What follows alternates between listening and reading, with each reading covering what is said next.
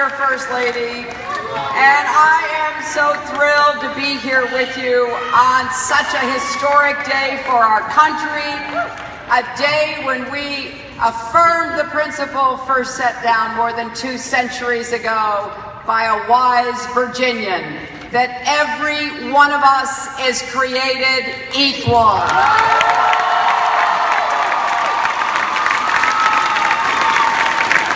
I'm delighted to be here with so many friends. I had a chance to visit with your 2 great Democratic senators.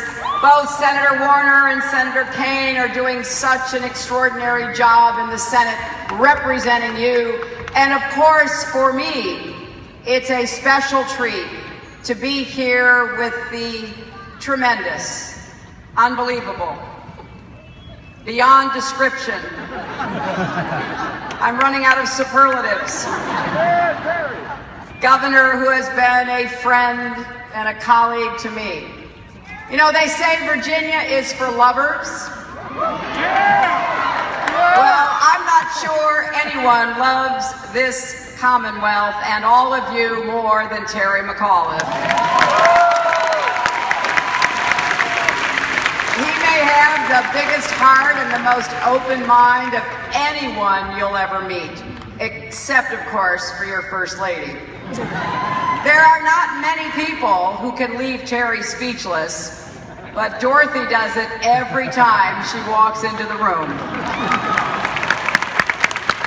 And I happen to know a thing or two about what it takes to be First Lady of a state. And I have to say, Dorothy is in a class by herself.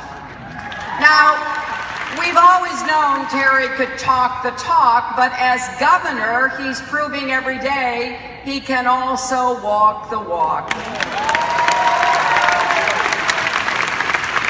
Tens of thousands of new jobs, billions in new capital investment, exports surging, a stronger, more diversified Virginia economy.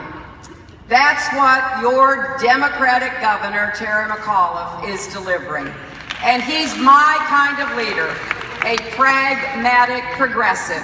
He understands that success should be measured by how many families get ahead and stay ahead, not by how big the bonuses are for the wealthiest Americans. So he's making the investments Virginia needs in education and transportation, and he's taking care of our veterans. He is working to expand preschool for Virginia's children. He is defeating efforts to close women's health centers across the Commonwealth. And from his first day in office, he's been a champion for marriage equality. And through it all, Terry has exemplified the Virginia way. He always prefers common ground to scorched earth. He knows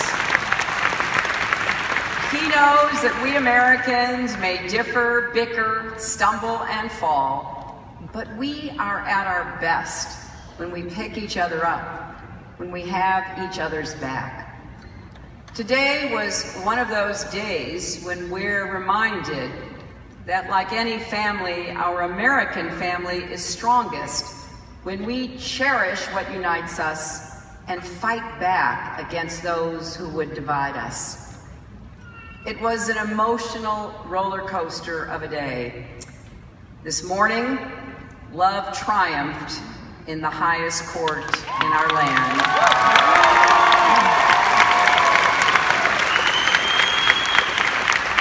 Equality triumphed, America triumphed. Just listen to the final lines of the Supreme Court's decision, because they have resonated with so many people across our country. And this is what that decision said.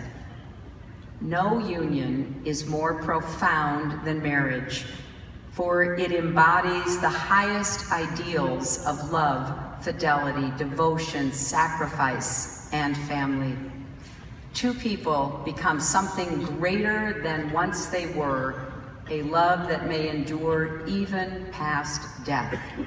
it would misunderstand these men and women to say they disrespect the idea of marriage. Their plea is that they do respect it so deeply they seek to find its fulfillment for themselves.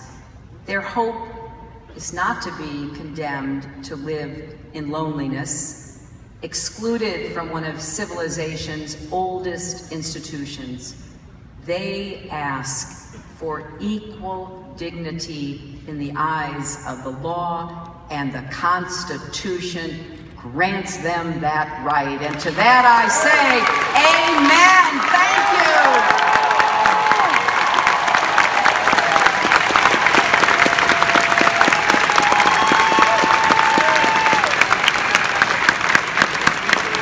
Like so many others, my personal views have been shaped over time by people I have known and loved.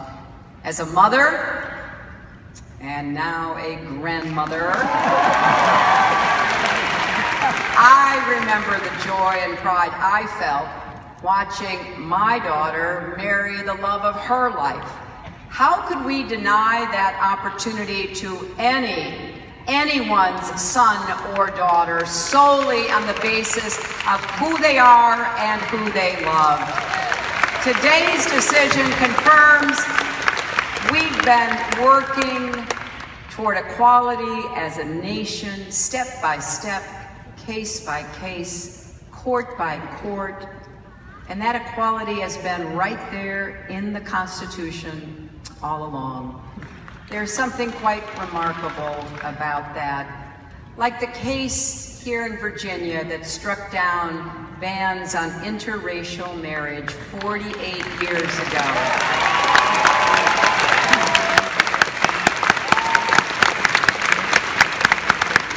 Today was not about discovering new rights. It was about getting closer to the ideals that have defined our nation from the very beginning. I took comfort in that this afternoon in Charleston, South Carolina, as I joined President Obama and Mrs. Obama and many others in honoring the life and legacy of Reverend Pinckney and the other 8 men and women murdered for the color of their skin. Our ideals persevere through every storm if we honor and defend them. America is a gift, but it's a gift that must be earned by every generation.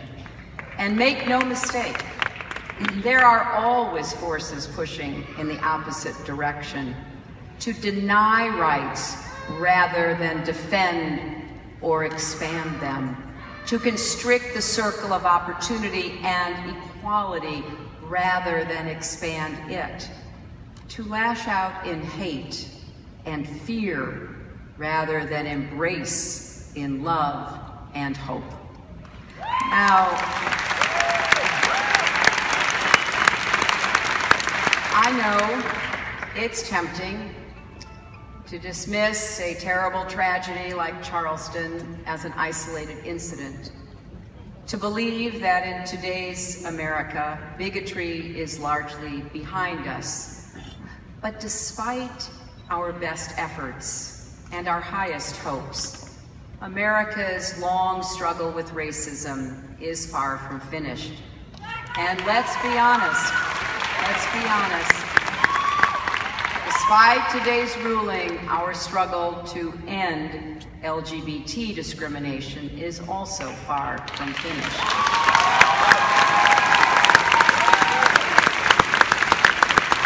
That's because fear and hatred are far from finished. And so our march goes on. America's march toward that more perfect union, toward equality, toward dignity, toward justice, toward a brighter future for all Americans. The Supreme Court has done its work. Now we have to do ours. I'm going to talk a little politics here, not just because we're at a political event, and not just because I'm running for president.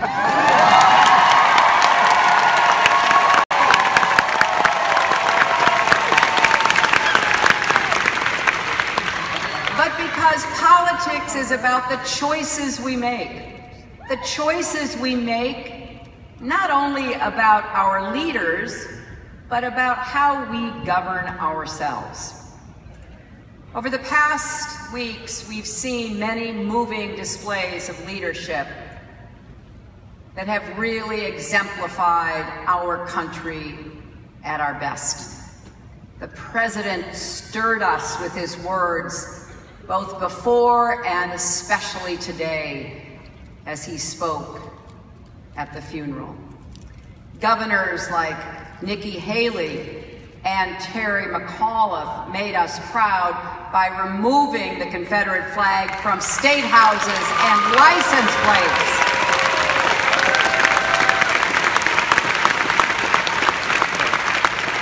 Mayors and pastors and community leaders came together in unity, Democrats and Republicans alike.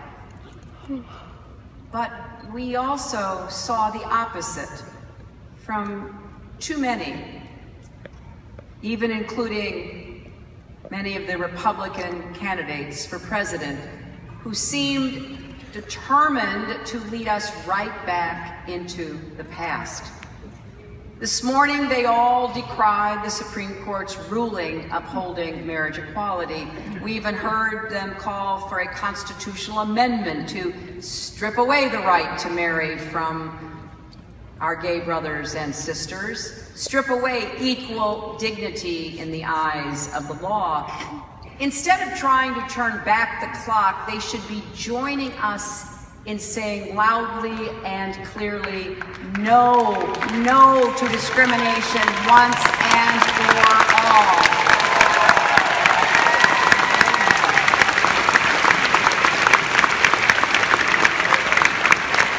I am asking them, please, don't make the rights, the hopes of any American into a political football for this 2016 campaign. That's right.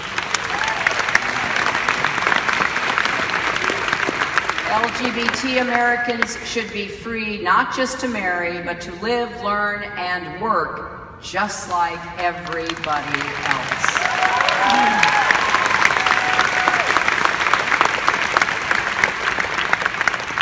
Sadly, before the funerals of the 9 murdered, church-going, faithful men and women were even finished, some Republicans in Congress voted to stop the Centers for Disease Control from studying gun violence.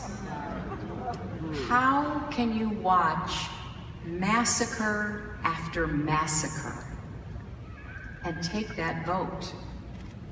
That is wrong. It puts our people at risk.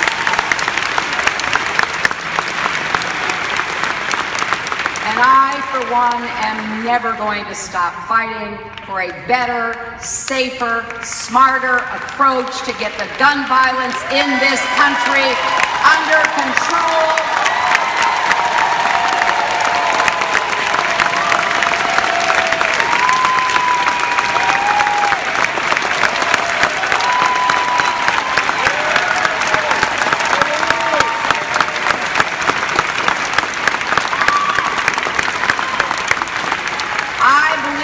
The president said today in Charleston, a majority of Americans and a majority of gun owners support common sense reforms. Let us join together.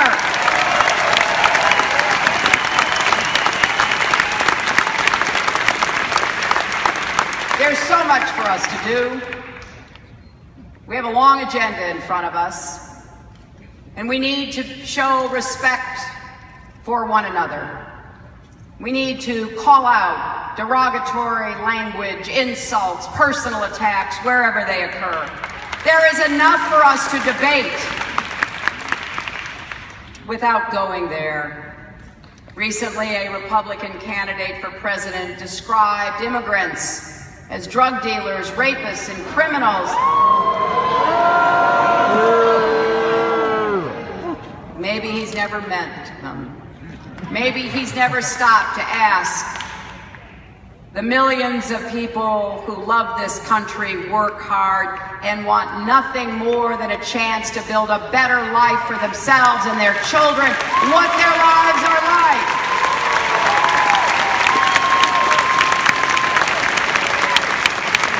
Now, these are not the only problems. We need to condemn divisive rhetoric, but we also need to make sure that people are looking at the real problems of our country. A lot of Republicans may talk about having new ideas and fresh faces, but across the board, they're the party of the past, not the future. And when you ask them, what are your new ideas on the economy? Well, you guessed it. More tax cuts for the very wealthy and fewer rules for Wall Street. Now, if that sounds familiar, it's because those are exactly the same top-down economic policies that failed us before. Americans have come too far to see our progress ripped away.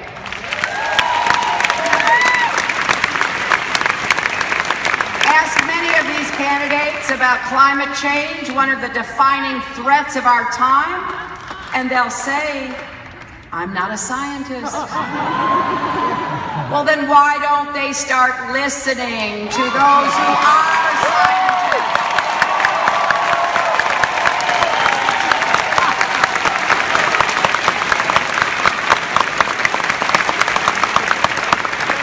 Ask them about women's reproductive health.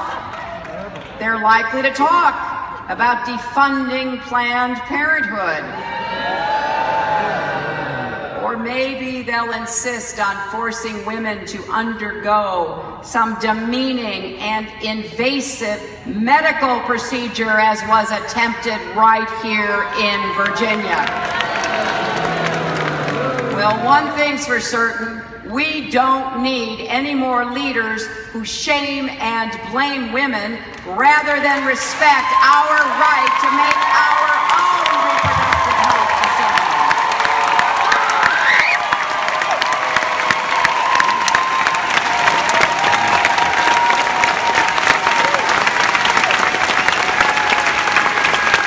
And then there's the Affordable Care Act. All the Republican candidates were furious that earlier this week, the Supreme Court once again confirmed what we've all known and believed for years. It is settled law, and it is here to stay.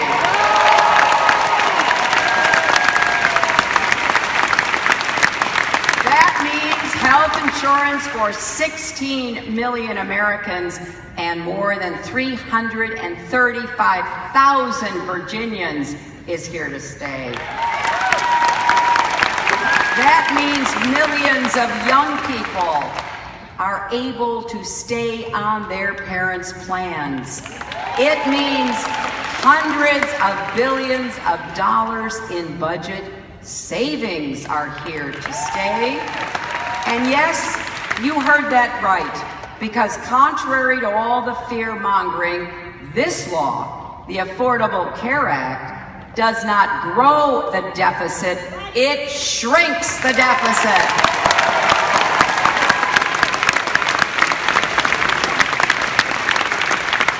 And you know what's gone for good?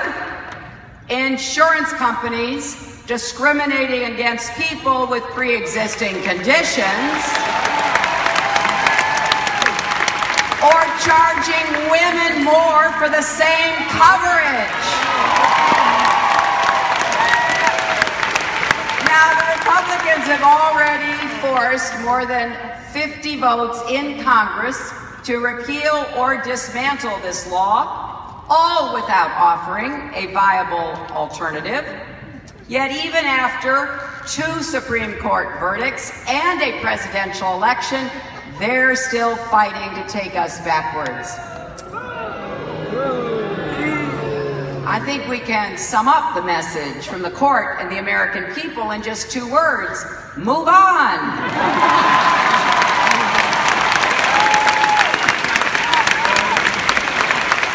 We still have work to do.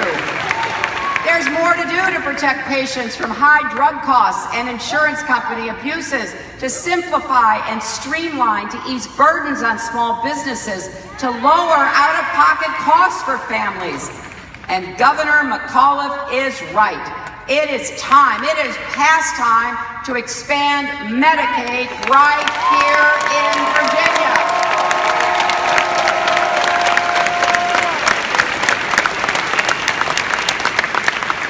That would provide coverage to hundreds of thousands of Virginians who need it. It would create or support tens of thousands of jobs, and it would potentially save about $100 million in the state budget. So it's time to drop the excuses, drop the obstruction, and get the job done for Virginia families, for hard-working men and women. It's time to turn the page on failed Republican policies in Washington and Richmond and across our country, so that we can together focus on the future. Look across this Commonwealth. You see so much that's working, so much to build on.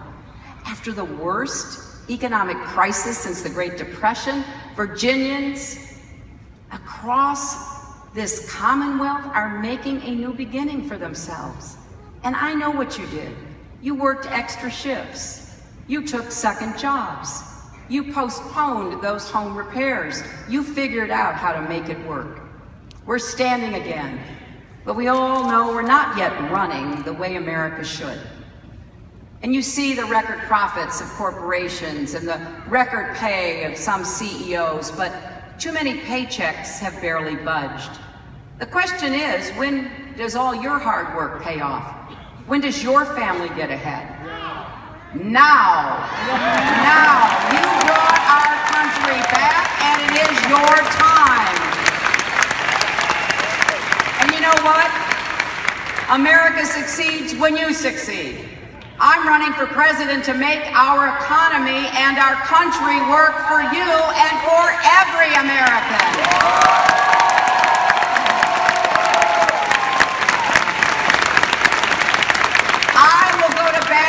For the successful, the striving, and the struggling, for the innovators and the inventors, for the factory workers and food servers who stand on their feet all day, for the nurses who work the night shift, for the truckers who drive for hours, for the farmers who feed us, for the veterans who served our country, for the small business owners who took a risk, for the gay couple who love each other, for the black child who still lives in the shadow of discrimination, and the Hispanic child who still lives in the shadow of deportation.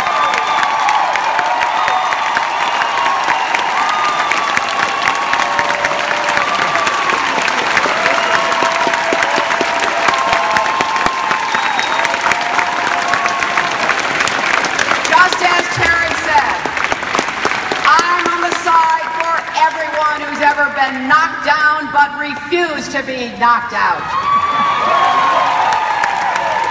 I'm not running for some Americans, but for all Americans. I will always stand my ground so you and our country can gain ground.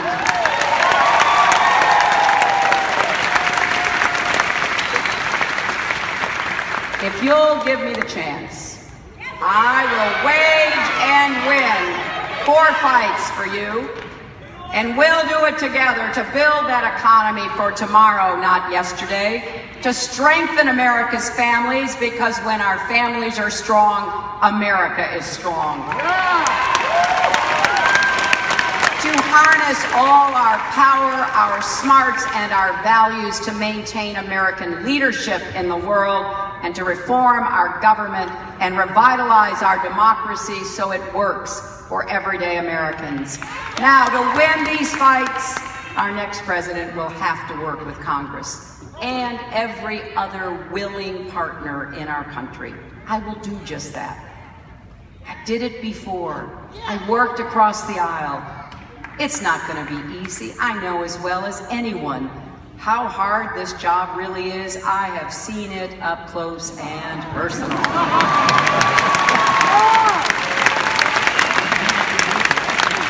You know how all our presidents come into office looking so vigorous, and then we watch their hair grow grayer and grayer. Well, you won't see my hair turn white in the White House.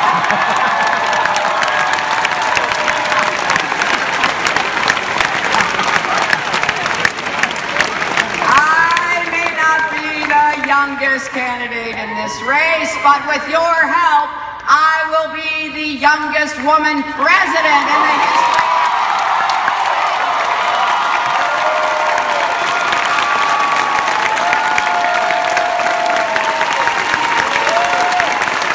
So, Virginia,